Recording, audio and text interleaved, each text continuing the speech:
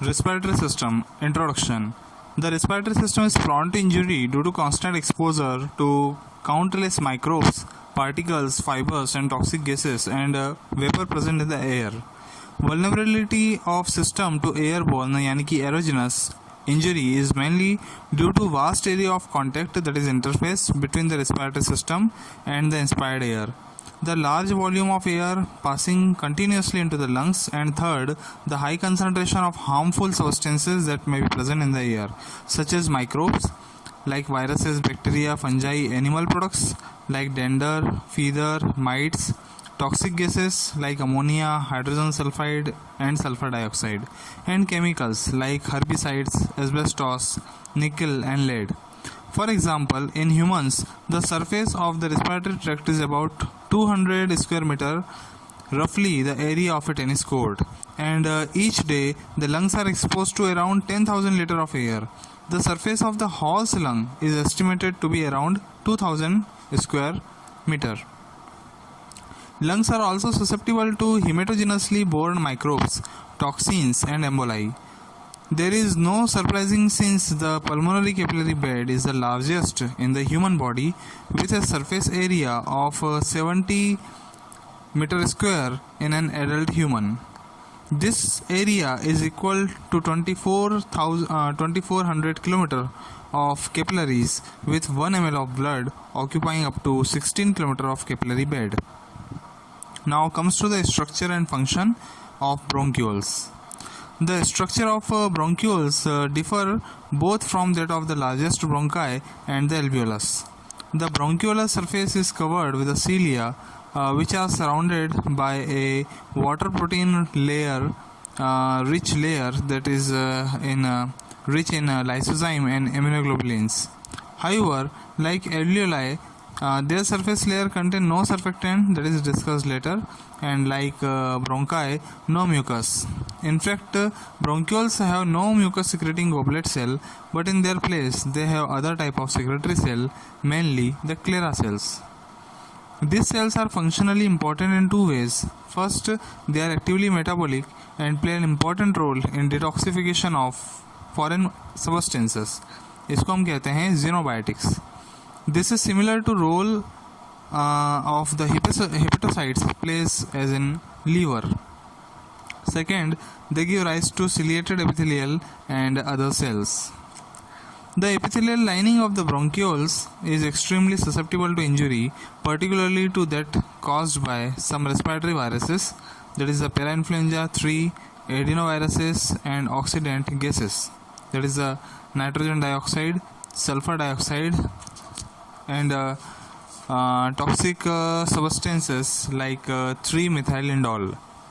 It is not clear why bronchiolar epithelium is so prone to injury, but possibly because of first, its high vulnerability to oxidant and free radicals, and second, the presence of sclera cells rich in mixed function oxidases which locally generate toxic metabolites, and third, the tendency of alveolar macrophages and leukocytes to accumulate in the region of lungs.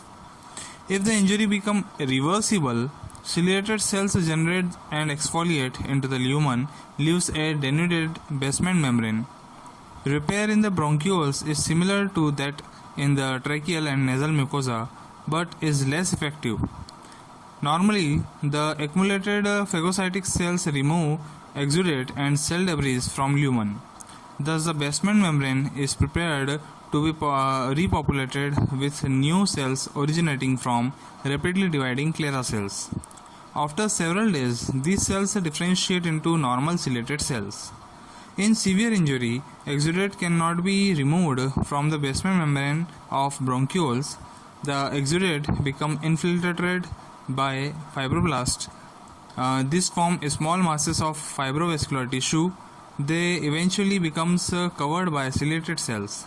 This lesions is referred to as a bronchiolitis obliterans.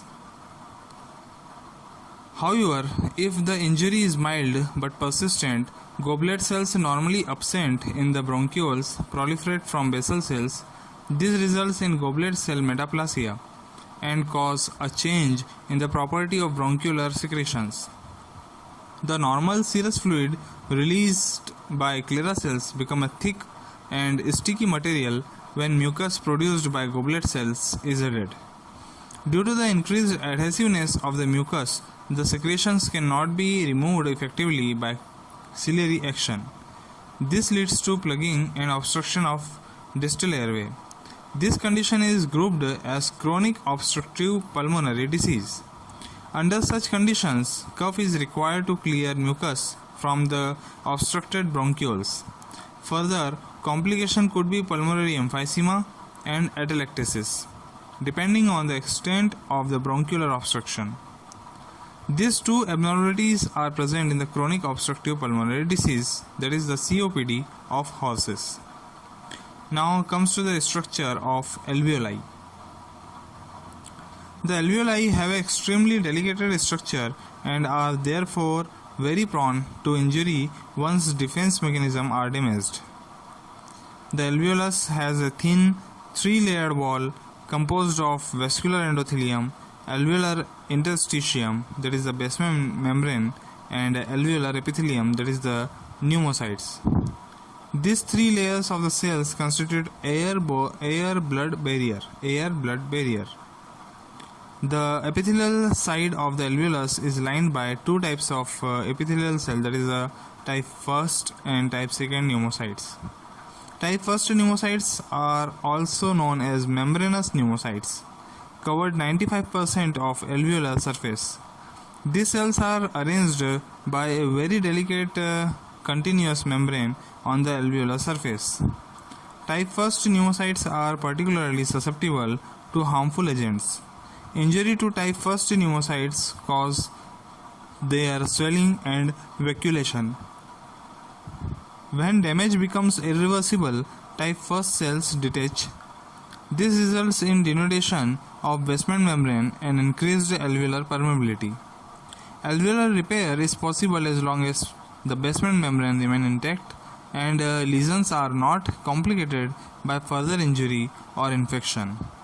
Within 3 days, cuboidal type 2nd pneumocytes, that is also known as granular pneumocytes, which are the precursor cell and more resistant to injury, undergo mitosis and provides a large number of new cells.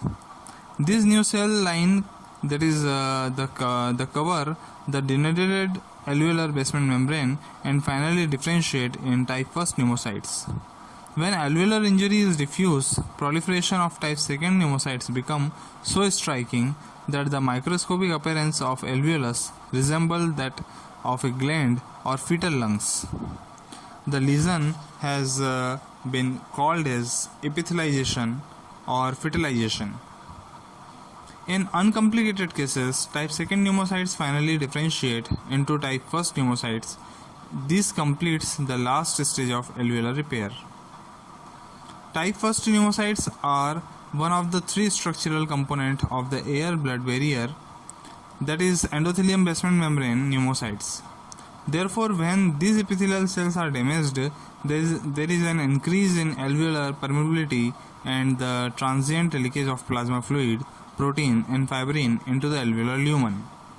Under normal circumstances, these fluids and necrotic pneumocytes, that is type 1st pneumocytes, are rapidly cleared from the alveolus by reabsorption and by alveolar macrophages.